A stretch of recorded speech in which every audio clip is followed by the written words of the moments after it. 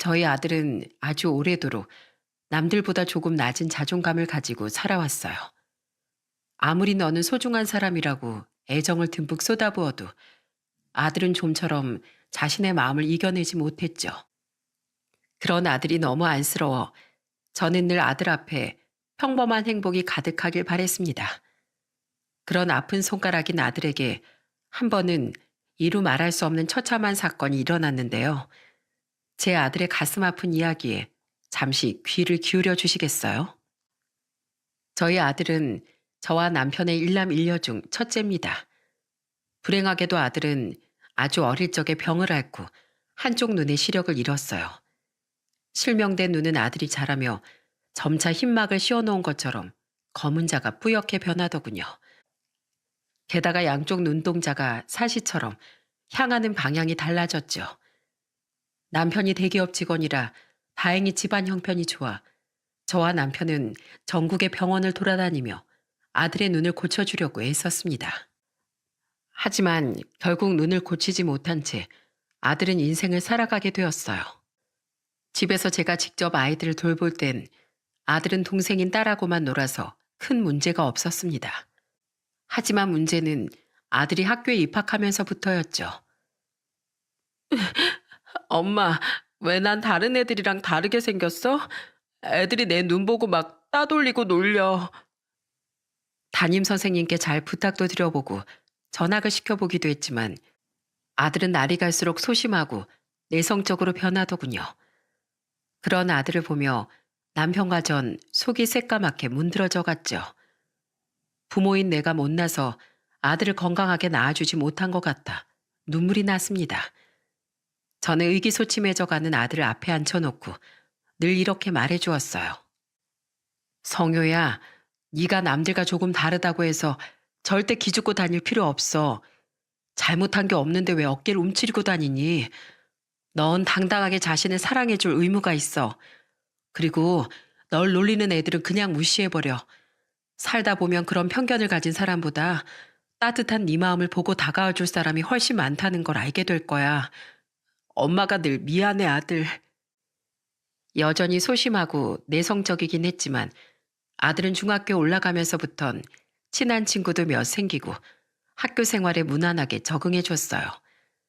제발 평범하게만 자라다오 하고 남편과 늘 간절히 기도했는데 그 정도만 해도 너무 감사한 일이었죠. 아들은 무사히 대학을 졸업하고 중견 기업에도 입사했습니다. 하지만 무난히 직장 생활하며 좋은 남편 만나 30살에 결혼한 딸과 달리 아들은 40이 넘어서도 결혼을 못했어요. 남편이 다니던 대기업 간부까지 지내고 퇴직한 덕에 집안 형편도 좋았고 아들 직업도 괜찮았건만 남들과 다른 외모에 성격도 내성적이니 여자를 만나기가 힘들었던 겁니다.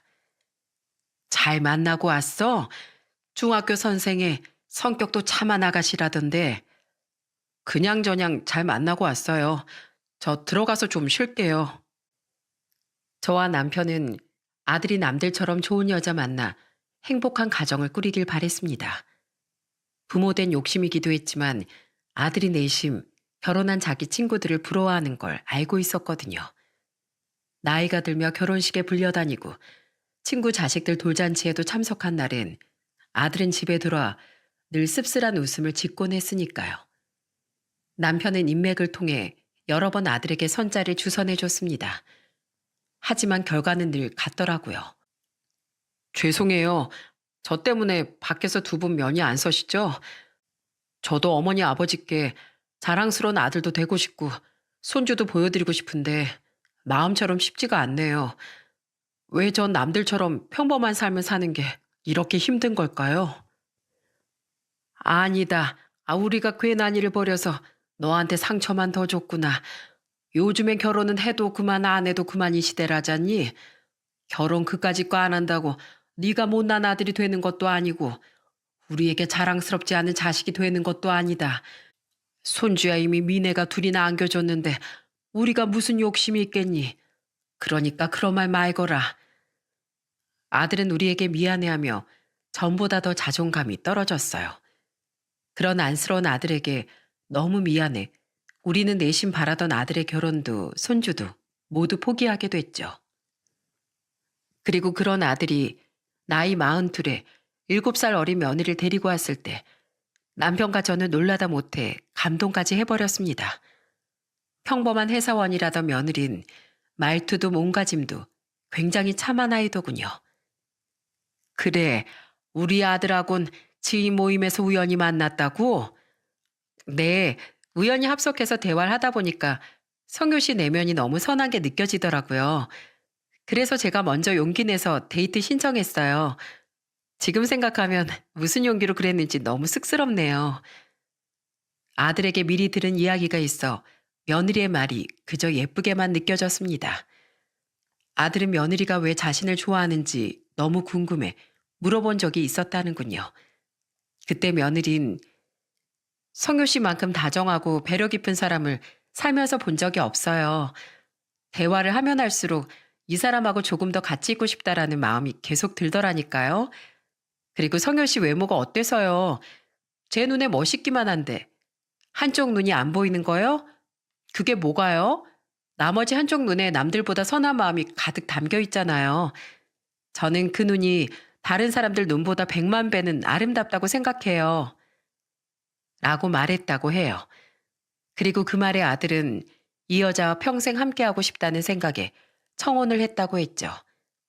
평생 아들이 어떤 마음고생을 하며 살았는지 잘 알았기에 저와 남편은 감동을 받았습니다.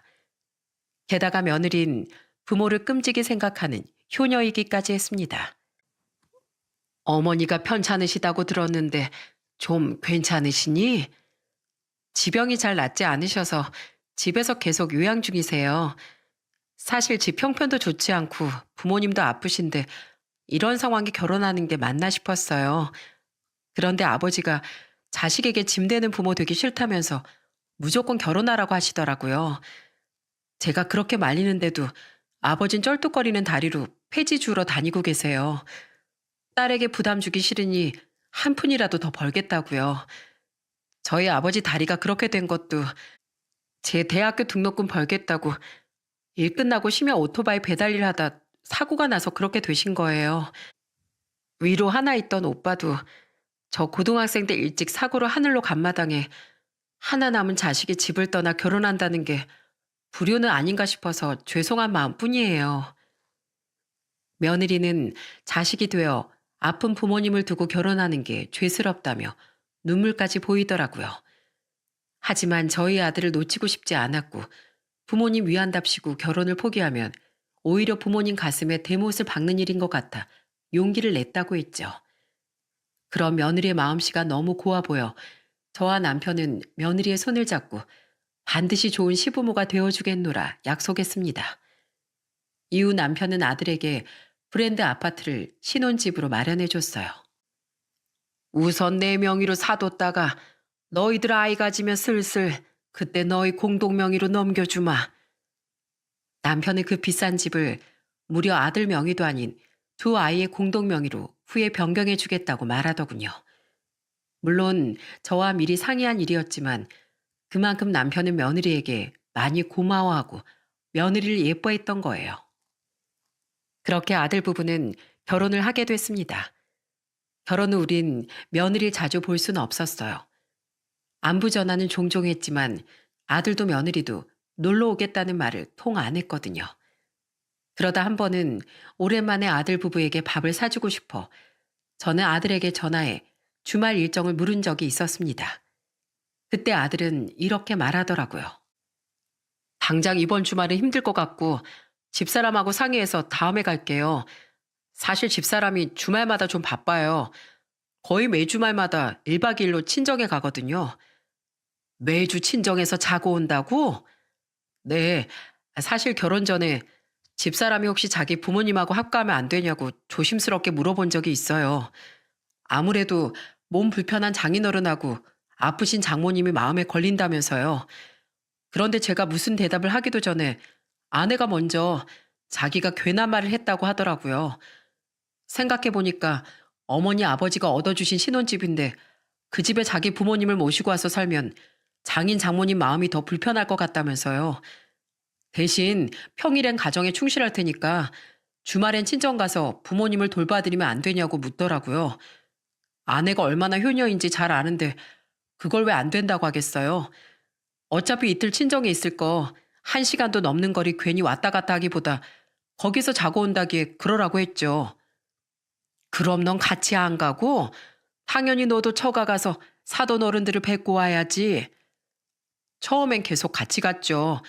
근데 2달쯤 지나서 아내가 조심스럽게 말하더라고요. 장인 장모님이 집에선 편하게 쉬고 싶은데 사이가 이틀이나 매주 머물고 가니까 불편해 하신다고요. 앞으로 친정엔 혼자 다녀올 테니까 전 그냥 집에서 쉬라고 하더라고요.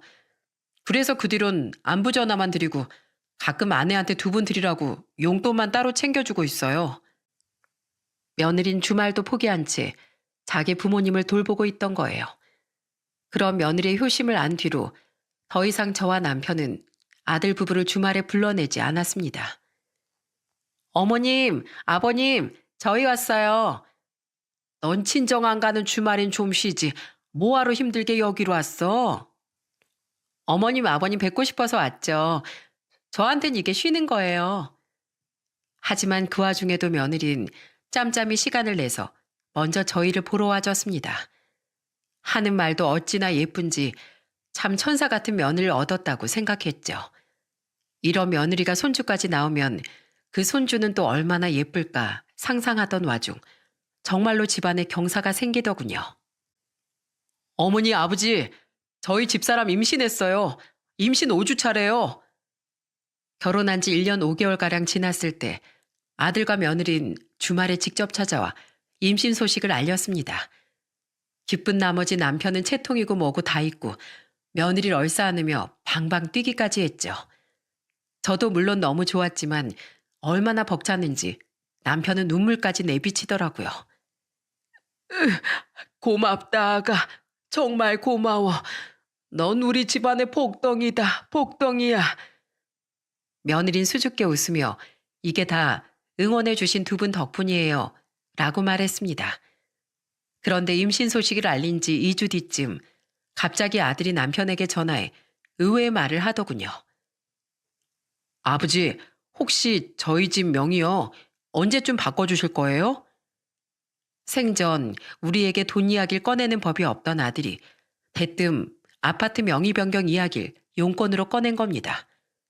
남편도 옆에서 함께 통화 내용을 듣고 있던 저도 웬일인가 싶었지만 어차피 해주기로 했던 일이니 남편은 대수롭지 않게 대답했죠.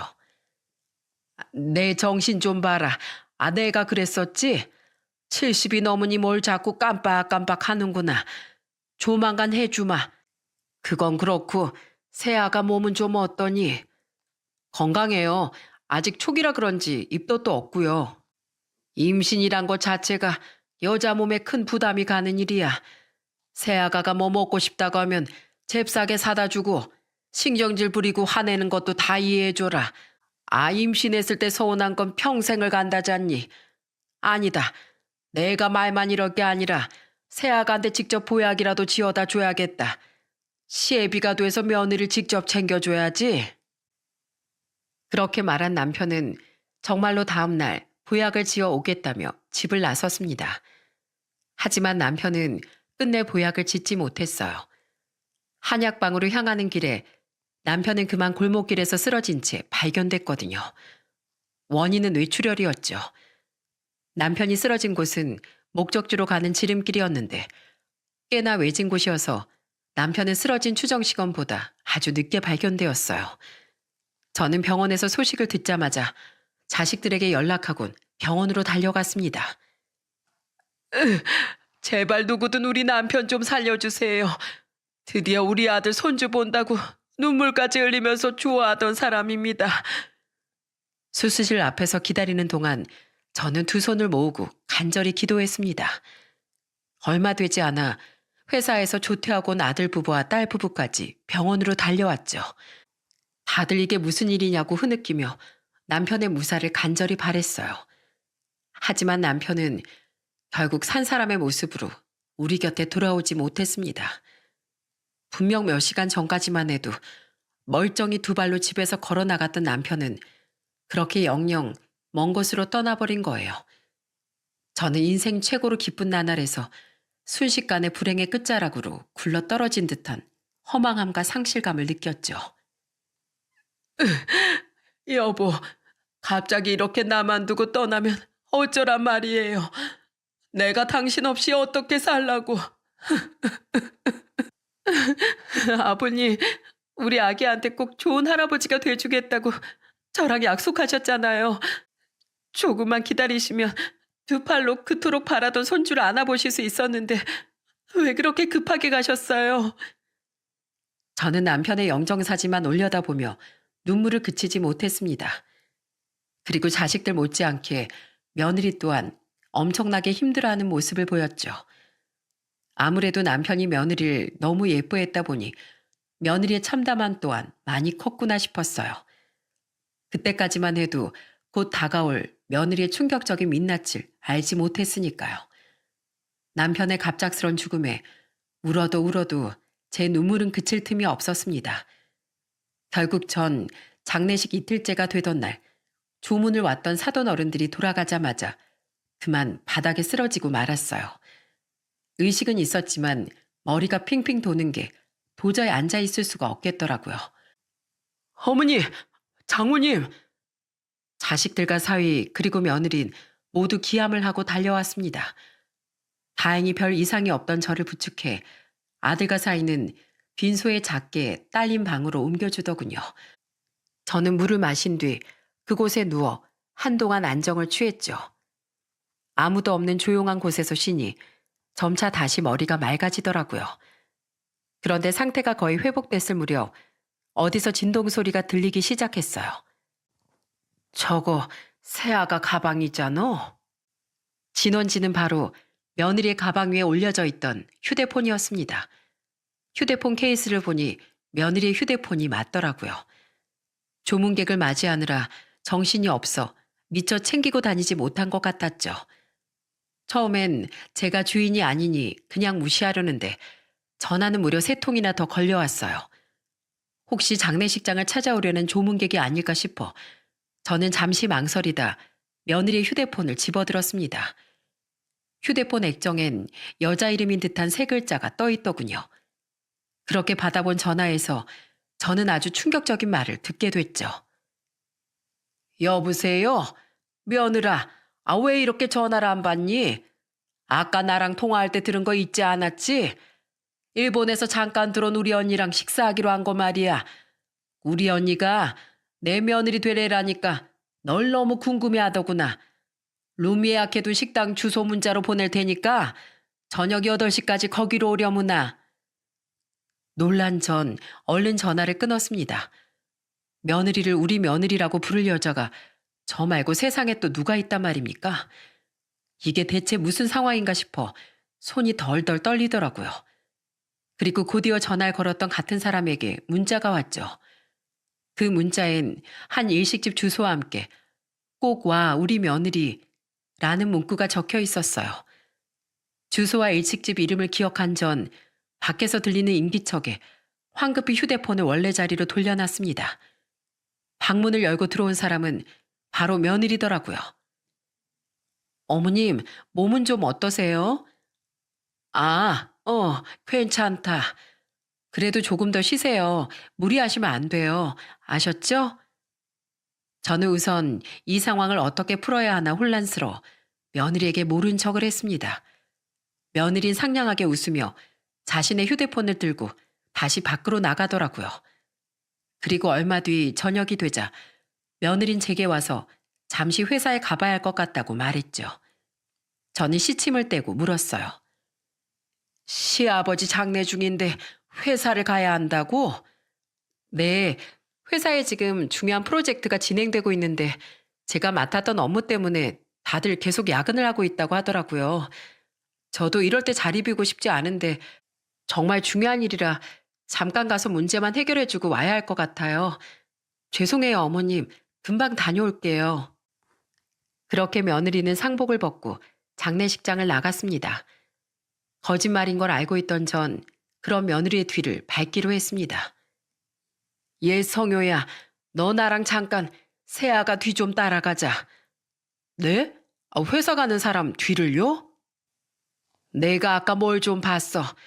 제 회사 가는 거 아니야. 뭔가 수상해. 조금 전 제가 보고 들은 것들에 대해 이야기해 주니 아들 또한 큰 충격을 받더군요. 그렇게 저는 아들과 함께 장례식장을 딸과 사위에게 맡기고 며느리를 미행했습니다. 사실 미행이랄 것도 없었어요. 며느리의 목적지를 저는 이미 알고 있었으니까요. 그리고 도착한 곳엔 입을 다물 수 없을 정도로 충격적인 광경이 펼쳐지고 있었죠. 일식집에 도착한 전 며느리에게 전화를 걸었던 여자 이름을 직원에게 말하며 예약된 방을 찾았어요. 그렇게 안내된 룸 앞에서 심호흡을 하는데 살짝 열린 방문 틈으로 대화 소리가 새어나오더군요. 언니, 우리 예비 며느리 너무 참하고 예쁘지? 한 달 전에 우리 집에 첫 인사를 왔었는데 얼마 안 돼서 선물 같은 손주까지 생겼다는 기쁜 소식을 전해주지 뭐야. 그러게 아가씨가 참 곱네. 그래서 결혼식 날짜 잡았어? 아니, 근데 애 낳기 전에 놀리자고 자기들끼리 상의했대. 언니, 우리 며느리 자기 부모 끔찍이 생각하는 효녀이기까지 하다. 우리 아들이 일 때문에 지금 부산 내려가서 살고 있잖아. 우리 며느리 주말엔 자기 보러 서울 올라온 우리 아들 만나고 평일엔 회사 다니고 아프신 부모님 돌봐드리면서 살고 있대. 애가 효녀에다가 싹싹하고 부지런하기까지 하니 정말 안 예쁜 구석이 없다니까. 가영아, 어머님 건강은 좀 괜찮으시지? 안에서 들려오는 여자 목소린 누가 들어도 제 며느리에 대해 말하고 있었어요. 마지막에 불린 며느리의 이름에서 저와 아들 모두 확신을 했죠. 걱정되어 아들을 보니 아들은 믿기지 않는 듯 두 눈을 질끈 감고 있더군요. 그리곤 더 이상 참지 못하고 저보다 먼저 문을 벌컥 열고 방에 쳐들어갔습니다. 그곳엔 역시나 저희 며느리와 제 또래로 보이는 여자 2명, 그리고 아들보다 조금 젊어 보이는 남자가 앉아 있었어요. 어머니, 당신까지 여길 어떻게... 응? 며느리 네가 아는 사람들이니? 며느리는 우리를 보며 당황을 감추지 못하더군요. 나머지 3사람은 모두 어리둥절한 표정이었죠. 아들은 며느리에게 소리를 빽 질렀습니다. 당신 지금 거기서 뭐하고 있는 거야? 나랑 결혼한 지가 벌써 1년 반인데 또 누구랑 결혼을 한다는 거냐고. 당신 시어머니는 여기 있는 우리 어머니인데 왜 저 사람한테 며느리 소리를 듣고 있냔 말이야. 저기요, 지금 당신 무슨 소리 하는 거예요? 내 아내 될 사람한테 무슨 헛소리냐고요. 당신 몰랐어요? 이 사람 유부녀인 거. 그리고 뱃속 아이가 당신 아이라고요? 나한테 내 애라고 했어요. 미친 듯이 당황한 저 여자 표정 봐요. 내 말이 거짓말인가? 그리고 아들은 며느리 편을 들려던 옆자리 남자에게 소리쳤습니다. 3사람은 다들 경악을 하고 얼굴이 사색이 된 며느리를 바라봤죠. 그리고 우리 5은 한데 입을 모아 빨리 어떻게 된 일인지 직접 실토하라고 종용했어요. 그러자 며느리는 아무 말도 못하고 얼굴이 시뻘개지더라고요. 저는 며느리에게서 시선을 돌려 방에 있던 남자와 그 사람의 모친으로 보이는 여자에게 진실을 캐묻기 시작했습니다. 아무래도 우리끼리 얘기하는 게 빠르겠네요. 그쪽 자꾸 내 며느리를 자기 며느리라고 하시던데 그럼 이쪽이 아드님인 거죠? 정말 얘 유부녀인 거 모르셨어요? 거기 총각도? 당연하죠. 결혼이라니 상상도 못했어요. 제가 몰랐으니까 저희 어머니도 당연히 모르셨죠. 말문이 막힌 모친을 대신해 그 남자는 영화 관람 동호회에서 만난 며느리와 1년째 만나고 있었다고 말했습니다. 그러다 2주 전 임신 소식을 듣고 결혼 계획을 세우고 있었다고요. 우리에게 임신 소식을 전했던 바로 그 시기에 말이죠. 저한텐 평일엔 부모님 돌보느라 바빠서 연락이 잘 안 된다고 했어요. 그리고 주말에만 절 만났는데 이제 알겠네요. 야, 조가영, 네 입으로 말해봐. 너 부모님 때문이 아니라 유부녀여서 나한테 연락 못했던 거야? 어? 어떻게 사람이 이렇게 기만할 수가 있어? 그게... 며느리는 우리에게 한 것처럼 똑같이 그 집에서도 세상 둘도 없는 효녀인 척 조신한 여자인 행세를 한 것 같더군요. 그리고 저는 기가 막혀서 쏘아붙였죠. 세상에 기가 막혀서 원. 온갖 효녀인 척은 다 하더니 얘, 너 주말마다 친정 가서 사돈들 돌봤다며?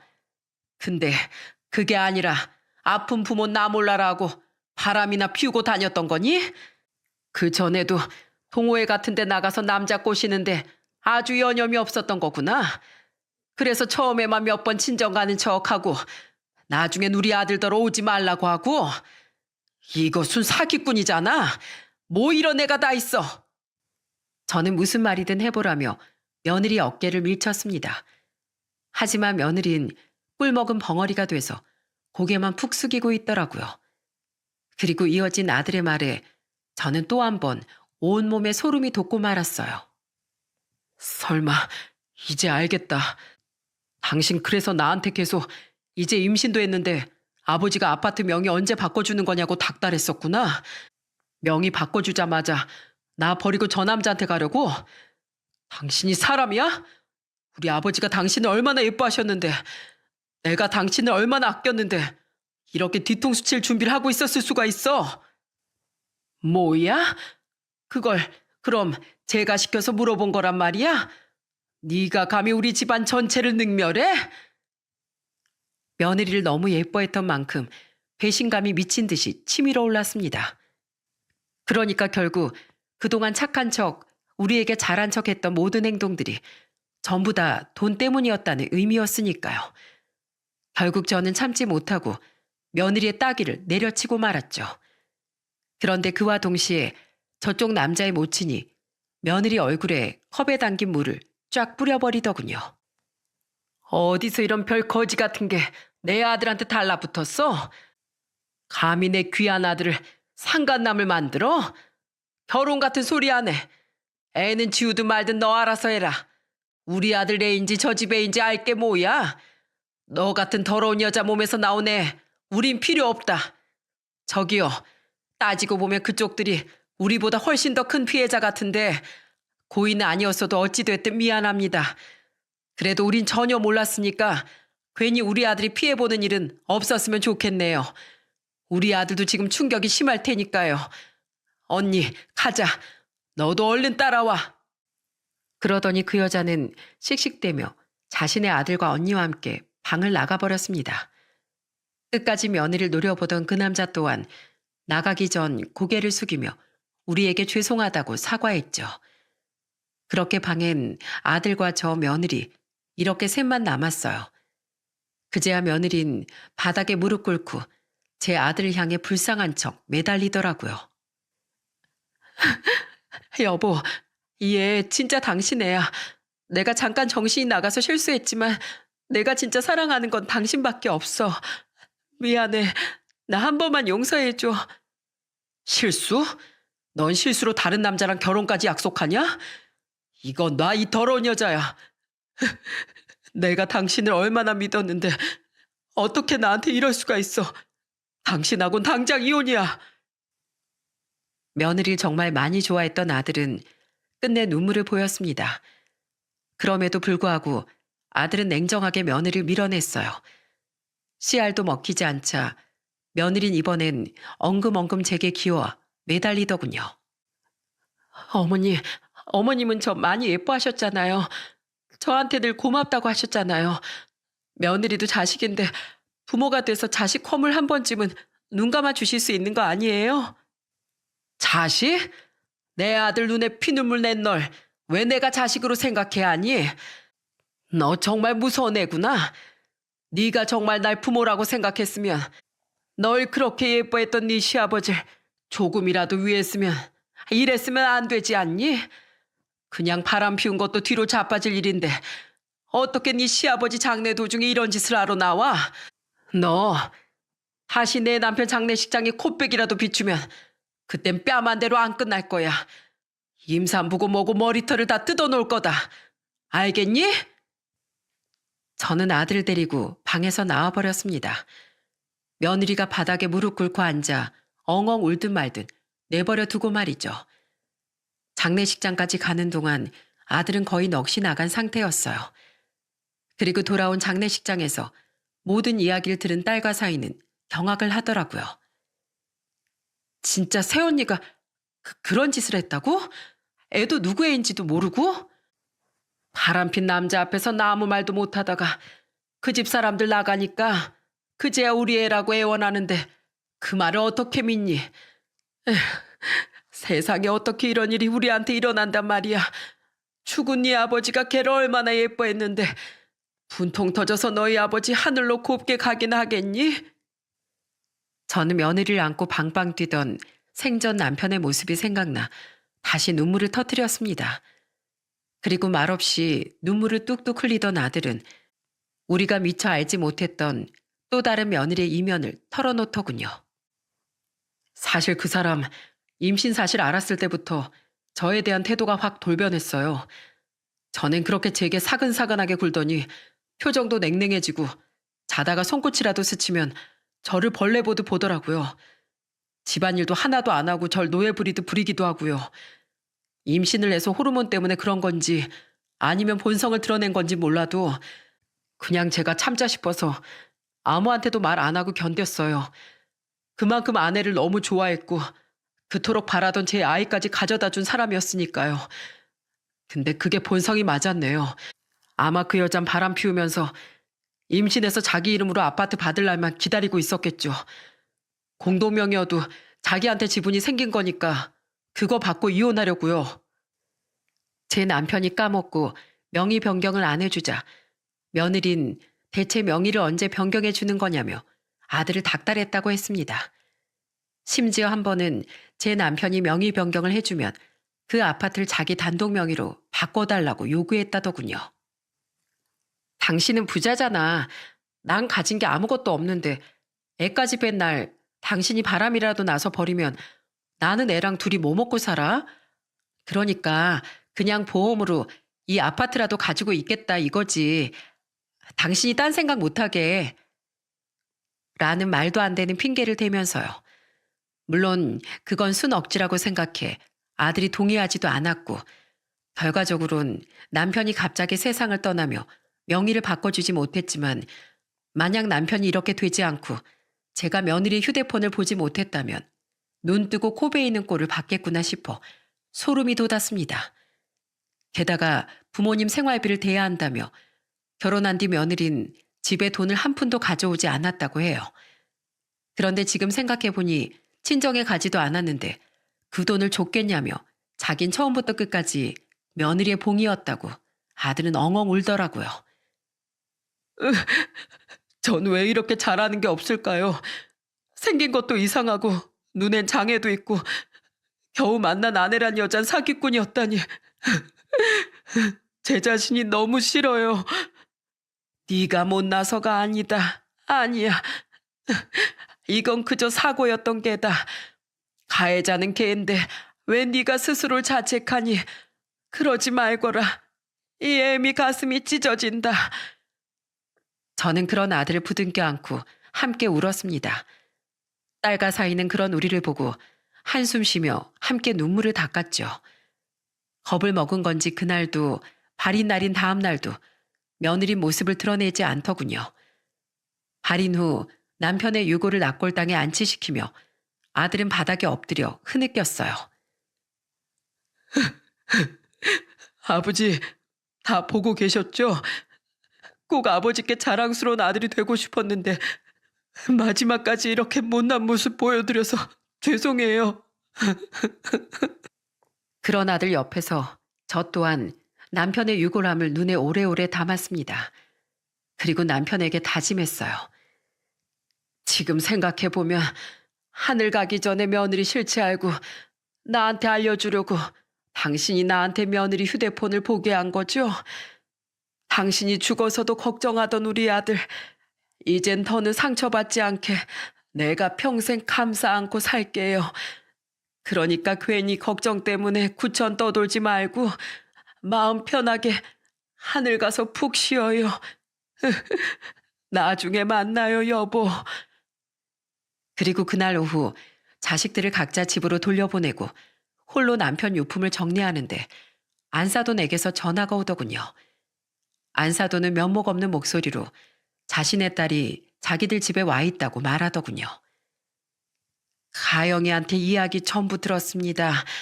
사돈 어른 일 때문에 가뜩이나 상심이 크셨을 텐데 제 딸 자식 때문에 이런 일을 겪게 해드려서 진심으로 죄송합니다. 저도 남편도 우리 딸이 바람 피우는 것까지 몰랐지만 주말에 친정 핑계대고 돌아다니는 건 알고 있었어요. 우리 핑계대고 월급도 하나도 김서방에게 가져다 주지 않았다는 것도요. 그런데 우리 딸이 하나 남은 자식 이혼시키고 싶지 않으면 절대 김서방에게 말하지 말라고 해서 입 다물고 있었습니다. 정말 죄송합니다. 충격적이게도 며느린 집에서도 원래 내놓은 자식이었다더군요. 가뜩이나 없는 형편인 친정 돈을 있는 대로 긁어다가 펑펑 쓰고 사치하면서 살았다고요. 그런데도 사돈들은 자기 딸 인생을 망칠까봐 가증스러운 딸의 연기에 장담 맞춰주고 그동안 우리와 아들에게 입을 다물고 있던 거예요. 아마 막장으로 살던 며느린 우연히 모임에서 저희 아들을 만난 뒤 돈 많은 집 호구라고 생각하고 작정하고 덤벼든 것 같았죠. 전부 들키자 이제 와서 양심 고백하는 척하는 안사돈에게 저는 단단히 화가 나서 대답했습니다. 사돈, 아니 이제 뭐 사돈도 아니지요. 이보세요. 당신들은 당신 자식 인생만 소중합니까? 그래요. 이른 나이에 자식 하나 잃고 하나 남은 자식 소중했던 거 잘 알겠습니다. 두 분 다 아프고 불편한 몸으로 딸 자식 키워낸 거 존경스럽다고 생각했어요. 그런데 그거랑 이건 별개죠. 그렇게 소중한 자식이 잘못된 길로 가면 몽둥이를 들어서라도 바로 잡아줄 생각을 해야지. 그걸 옆에서 방관하고 도와요? 이 인생 그렇게 사는 거 아닙니다. 그렇게 소리친 전 죄송하다며 흐느끼는 안사돈의 전화를 뚝 끊어버렸습니다. 참으로 뻔뻔하기 짝이 없는 집안이라고 생각했죠. 남편의 유품을 눈물로 정리한 후 저는 한동안 아들 집에 가서 지냈습니다. 저 또한 슬픔을 전부 추스르지 못했지만 충격이 컸을 아들을 혼자 뒀다. 혹시 나쁜 선택이라도 할까봐 걱정됐거든요. 그렇게 며칠 지내다 보니 오히려 서로의 공허함을 채워줄 수 있어 위로가 되더라고요. 아들은 며느리에게 계속 이혼을 요구했는데 한동안 묵묵부답이던 며느린 며칠 뒤 집으로 찾아왔더군요. 그리고 아들을 붙잡고 뻔뻔하게도 애원하기 시작했죠. 여보, 왜 자꾸 이혼하자는 소리만 해? 나 당신 화 풀릴 때까지 얌전히 친정에서 기다리고 있었는데 자꾸 그러니까 무섭잖아. 당신 정말 나 없이 살 수 있어? 당신 나밖에 모르는 사람이잖아. 그리고 당신 아기 생기길 엄청 바랬었잖아. 이 애 진짜 당신 애라니까. 당신 애까지 정말 포기할 작정이야? 나 뱃속 우리 아이 너무 사랑해. 난 정말 좋은 엄마가 될 수 있어. 정말 내 애라고 확신해? 아니, 난 당신 말 못 믿어. 난 이제 당신이 콩으로 매주를 쓴다고 해도 절대 안 믿을 거야. 안 그래도 용달 예약해놨어. 내일 당신 짐 전부 친정으로 보낼 테니까 그런 줄 알아. 여보, 내가 진짜 잘할게. 나 한 번만 봐줘. 당신 착한 사람이잖아. 당신이 나랑 헤어지면 이제 또 여자 만날 수 있을 것 같아? 그런 흉측한 얼굴을 나 말고 어느 여자가 받아주겠어? 동정심이 호소하다 안 되니 며느린 이제 제 아들을 깎아내리며 겁박하려 들기까지 하더군요. 저는 열이 받아 며느리 어깨를 확 밀치며 윽박질렀죠. 감히 누구 아들한테 그딴 소리를 하는 거야? 뭐? 내 아들 얼굴이 흉측해? 내 눈엔 지금 네 얼굴이 더 괴물처럼 흉측해 보인다. 네 심보처럼 추악한 건 내 살면서 한 번도 본 적이 없어. 어머님, 제가 오죽하면 이러겠어요. 저 그 남자 깔끔하게 정리했어요. 제발 한 번만 기회를 주세요. 네가 정리한 게 아니라 손절당한 거겠지. 우리 아들은 자기가 원해서 남들과 다른 삶을 살게 된 게 아니다. 선택의 여지가 없었어. 하지만 심성만은 내가 누구보다 선하게 키웠다. 그런데 넌 충분히 바르게 살 기회가 있었으면서도 스스로 선택해서 그렇게 흉측해진 거 아니냐. 네가 스스로 자초한 일이니 어느 사람 피곤하게 하지 말고 우리 집안에서 당장 꺼져. 그럼 아이는요? 이 애가 진짜 어머님 아들 핏줄이면 어떡하시려고요? 애 낳고 유전자 검사해서 진짜 우리 집안 핏줄이면 증거랑 같이 우리한테 애만 보내거라. 그럼 우리가 애만을 맡아줄 테니까. 우리 집안에 너처럼 끔찍한 인간이 발들일 자리는 없어. 그러니까 헛꿈 그만 꿔라. 며느린 끝까지 안 나가겠다며 드러눕기까지 하더군요. 화를 주체 못하던 아들은 결국 그런 며느리의 뒷덜미를 잡고 눕힌 채로 현관문 밖까지 질질 끌어내다 버렸죠. 내가 아무리 자존감 낮고 만만한 인간이어도 너 따위가 우습게 여기고 이용해 먹을 권리는 없어. 내가 참아주는 건 여기까지야. 그나마 임산부라서 내가 봐준 거야. 이혼 서류에 도장 찍기 싫으면 찍지 마. 난 소송 걸면 그만이니까. 귓구멍 안 막혔으면 냉큼 사라져. 그렇게 쫓겨난 며느린 결국 며칠 뒤 울며 겨자 먹기로 아들에게 연락해 이혼 서류에 도장을 찍었습니다. 아마 이곳저곳 무료 법률 상담도 받으며 알아본 모양인데 자신에게 전혀 승산이 없고 변호사 선임비만 깨질 걸 깨달았던 거죠. 그 뒤 아들은 그 집을 부동산에 내놓고 저희 집으로 들어와 저와 둘이 살게 됐어요. 며느리와 함께 살던 그 집에선 역경 감정이 계속 치밀어 계속 살기 싫다면서요. 그리고 아들은 이혼 파탄 사유의 책임을 물어 며느리에게 위자료 청구 소송까지 걸었습니다. 잘했다. 살면서 생활비 한 푼 안 건넨 너한테 그거라도 받아내야 우라가 덜 치밀지. 위자료 소송을 시작한 지 얼마 뒤 아들은 이혼 숙려 기간이 끝난 후 이혼 확정을 위해 다시 법원에서 며느리를 만나야 했어요. 그런데 그 짧은 시간에 며느린 뱃속 아이를 이미 지운 상태였다고 하더군요. 그렇게 아이를 사랑한다, 좋은 엄마가 되겠다 하더니 참 대단한 모정이다 싶었어요. 너무 경멸스러워서 빨리 볼일 끝내고 집에 오고 싶었는데 그 여자가 하도 끝까지 귀찮게 굴어서 떼어내느라 혼났네요. 그날이 정말 마지막 기회라고 생각했는지 저한테 정말 자기 버릴 거냐고 자기 친정에서도 쫓겨나서 회사 근처 원룸 들어가 살고 있다고 하더라고요. 그 대단한 그 여자 부모도 이번 일로 느끼는 게 많아서 결국 그 여자를 쫓아낸 게 아닌가 싶어요. 그리고 그 바람났던 남자 있죠? 그 남자가 당한 걸 못 갚아주고 헤어져서 분이 안 풀렸는지 그 여자 회사까지 찾아가서 개망신을 줬대요. 그래서 지금 회사에서도 눈칫밥 먹고 있다고 자기 너무 힘들다고 엉엉 우는데 제 자신이 싫어졌어요. 어떻게 저런 여자한테 속고 살았지 싶어서 안 그래도 한심한 제 자신이 아주 못난 놈처럼 느껴지더라고요.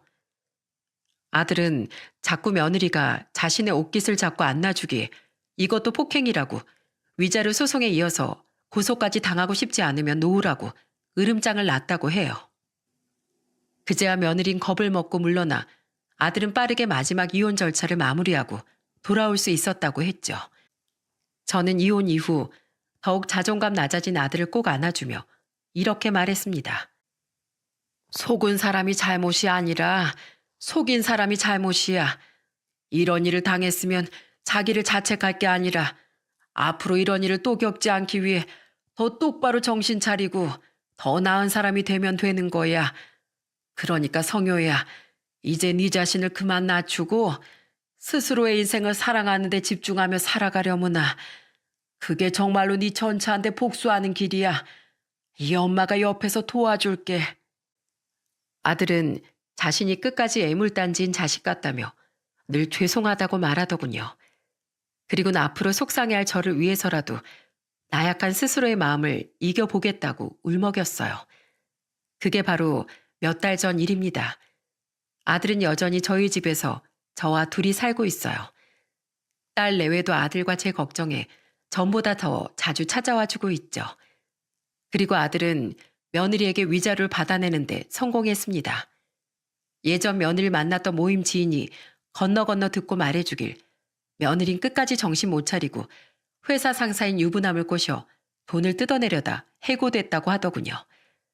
며느리에게 넘어갈 생각조차 없었던 그 유부남 상사가 직접 인사과에 며느리의 부적절한 행동을 고발했다고 했죠. 회사를 나간 뒤 어떻게 살고 있는지 모르지만 저도 아들도 더는 그에게 신경 끄기로 했습니다. 아예 관심을 둘 가치 자체가 없는 인간이니까요.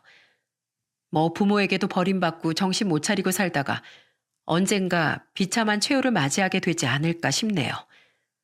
아들은 그날 이후 자신을 바꾸고 싶다며 심리 상담을 다니기 시작했습니다. 그곳에서 활동을 활발히 하면 정신 건강에 도움이 된다는 말을 듣고 아들은 취미로 조깅과 테니스를 시작했어요. 어머니, 정말 운동이 머리를 맑아지게 하는데 효과가 있더라고요. 몸에 활기가 돌고 저도 뭐든 할 수 있을 것 같다는 생각이 들더라니까요. 생각이 밝아지니까 사람들하고 대화하는 것도 한결 수월하고요. 요즘엔 한쪽 눈이 안 보이는데도 그렇게 운동하는 게 대단하다면서 같이 운동하는 사람들이 제 칭찬까지 해줬어요. 일적으로 받는 칭찬이랑 또 다른 느낌으로 기분이 너무 좋더라고요. 저 어떻게든 더 멋진 사람이 되려고 노력하는 제 자신이 조금씩 좋아지기 시작했어요, 어머니. 어찌 보면 며느리가 가슴에 꽂은 비수가 아들에게는 마음을 독하게 먹을 수 있는 기폭제가 됐던 것 같아요. 아들은 전과 비교하면 많이 긍정적으로 변하고 자존감도 조금씩 올라가고 있거든요. 제 방엔 남편 사진이 가득한데 저는 늘 남편 사진을 보며 그리워하는 반면 고마워하기도 하고 있답니다. 당신이 우리 아들 구해준 거죠? 나 당신한테 다짐한 대로 우리 아들 잘 보살피고 있어요. 당신도 변하기 위해 이 약물고 애쓰는 우리 아들 지켜보고 있죠? 우리 아들 참 기특하지 않아요? 비록 사람이 한순간에 바뀌긴 힘들겠지만 그래도 난 우리 아들이 잘 해낼 수 있을 거라고 믿어요. 아, 조금 느리면 어때요? 옳은 길로 나아가기만 하면 되는 거죠. 우리 아들이 잘 해낼 수 있도록 당신도 하늘에서 꼭 도와줘요. 보고 싶어요. 앞으로 제가 얼마나 건강하게 살진 모르겠습니다. 그래도 살아있는 한 저는 앞으로 죽을 때까지 아들 곁에서 아들의 삶을 응원해주며 살아갈 거예요. 묵묵히 응원하고 지켜보는 것, 그것이 제 부모로서의 아들을 위한 마지막 최선이라고 생각하니까요. 저는 아들의 일을 겪으며 전보다 부쩍 세상 소식에 귀를 기울이게 됐습니다. 일부러 그런 건 아닌데 직접 사기꾼에게 속고 나니 관련 기사가 더 귀에 잘 들어오더라고요. 그래서 알게 됐어요. 세상엔 생각보다 못된 사기꾼들이 판을 치고 다니고 그만큼 억울한 피해자도 많다는 사실을요. 저는 사연을 마무리 지으며 피해자분들께 제 아들에게 했던 말을 똑같이 해드리고 싶어요. 조금 무지해서 혹은 순진해서 사기를 당한 건 여러분의 잘못이 아닙니다. 잘못이란 나쁜 행동을 했을 때 써야 옳은 단어지 여러분은 그저 방심하거나 실수를 했을 뿐이에요. 사기꾼들은 피해줄 사람의 약한 부분을 파고들어 아주 교묘히 꿰어내는데 탁월한 악인이잖아요.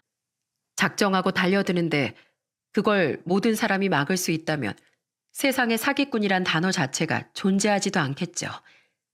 그러니 더 이상 스스로를 자책하지 말고 더 정신을 단련하는 데에만 몰두하며 내일을 살아가셨으면 좋겠습니다. 그 말씀을 꼭 드리고 싶어 저는 사연을 보내게 됐어요. 그렇게 상처를 이겨내는 분들이 많아질수록 제 아들 또한 아픔을 더 빨리 이겨낼 수 있을 것 같네요. 피해자들에게 바보 같다고 손가락질하기보단 그저 응원의 박수를 보내는 분들이 세상에 더욱 많아졌으면 하는 소망을 담아보며 이만 사연을 마치겠습니다. 끝까지 들어주셔서 감사합니다.